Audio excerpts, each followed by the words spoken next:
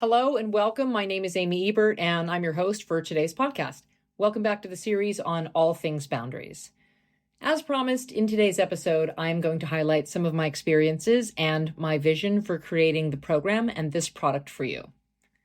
My background, or shall I say most of my professional background, has included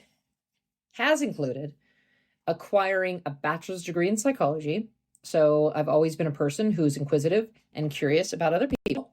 I probably ask more questions than most people when it comes to just having simple conversations with others.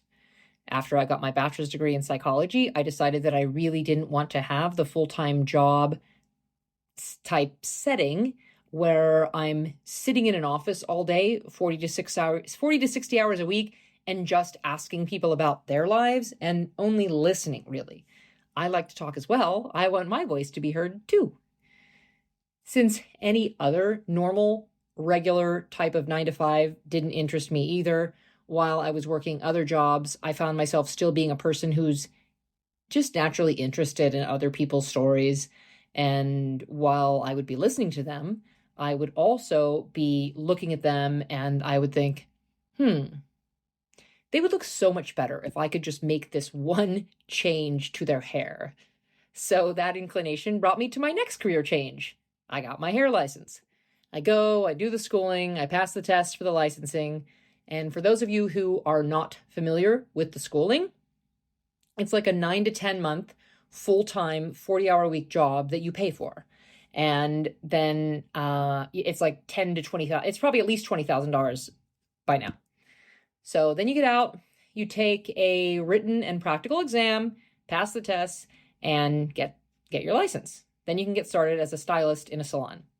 So guess what I'm doing while I'm doing hair? I'm talking to people all day long and I'm asking them questions about their lives, right? So it was just like there's no way that I'm escaping this.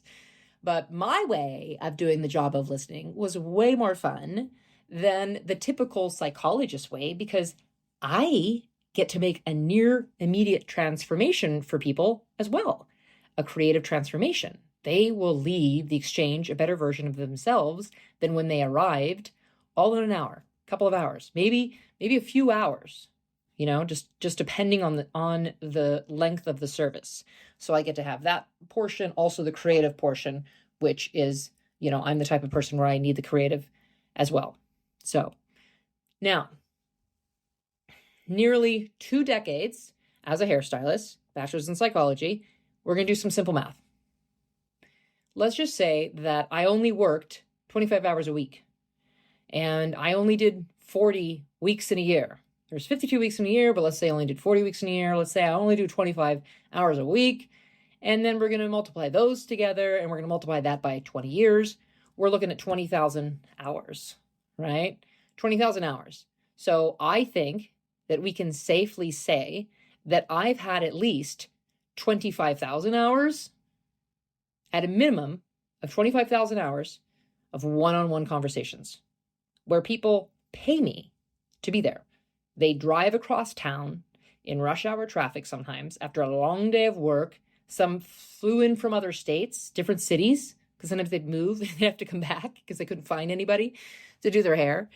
So they might arrive for their appointment in a stressed place, but they're leaving at a minimum with an outer transformation that will also have a positive effect on the inner.